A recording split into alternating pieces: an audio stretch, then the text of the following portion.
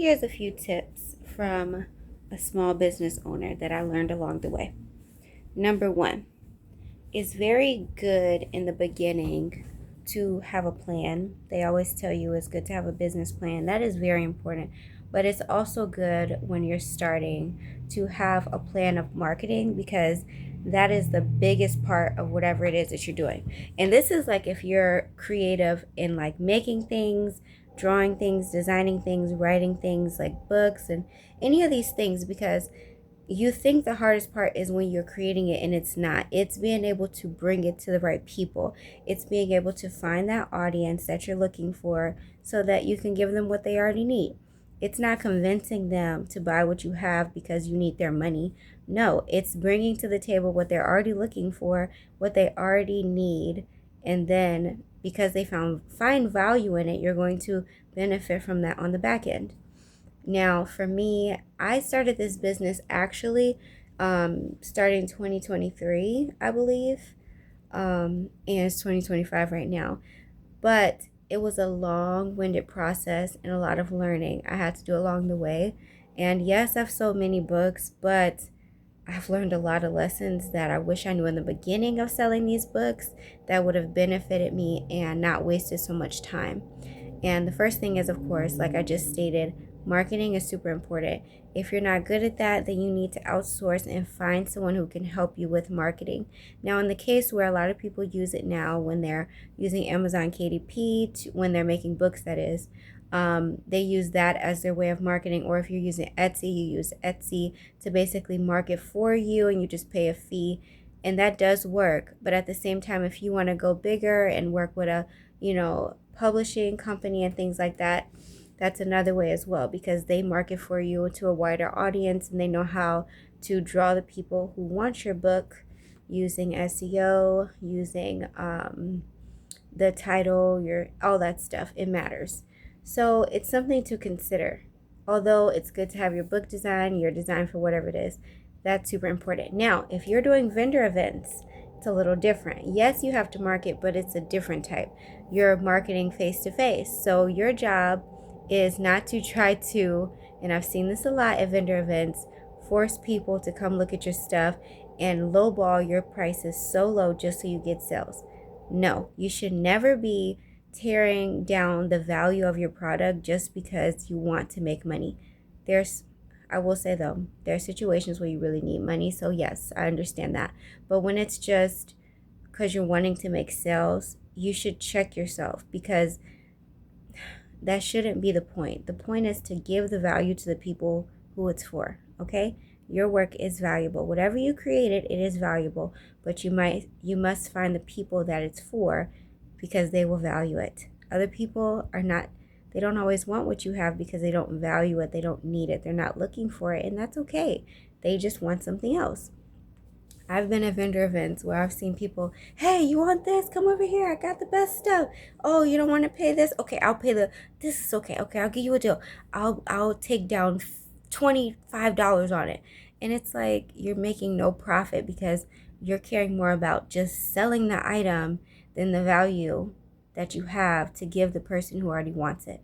And it changes your pursuit of even dealing with people when you're not in it for just the money, but you're in it to bring value. All right.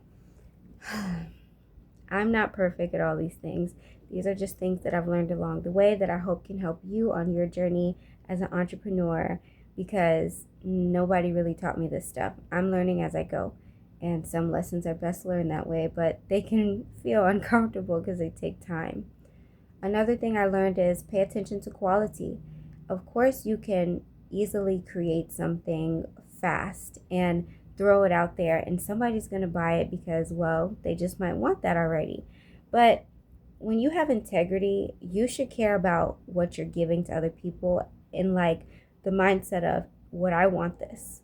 Would I want someone to give me something they just threw together and they're making it a whole bunch of money, but they didn't even really do a good job? Like, it has errors, it's not packaged well, they're gonna get it and it's damaged low-key because the shipping container or packaging they gave was like not even gonna protect it. Like, think about that type of stuff.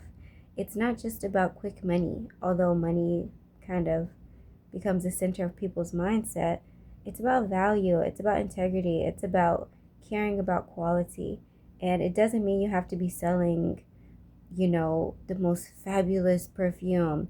Even if you're selling a book, like, how are you taking care of the book? How are you packaging it? How are you making sure, if you're shipping it yourself, that it's not going to get damaged along the way? Because that becomes how people view you, because your name gets attached to it. So that's something that I learned along the way.